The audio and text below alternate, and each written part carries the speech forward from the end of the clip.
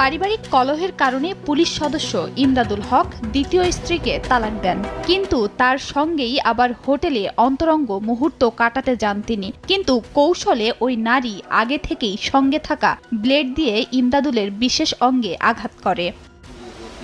রক্তক্ষরণ শুরু হলে চেপে ধরে হাসপাতালে যান ওই পুলিশ সদস্য।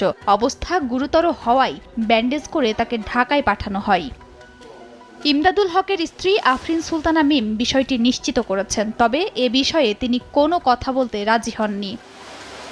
ঘটনাটি যশোরের জেলা সদর হাসপাতালের আরএমও ডাক্তার আব্দুস সামাদ জানান, ইমদাদুল হকের বিশেষাঙ্গের বেশিরভাগই কেটে গেছে, সেলাই করা হয়েছে, তবে অঙ্গটি ব্যাপকভাবে ক্ষতিগ্রস্ত হয়েছে।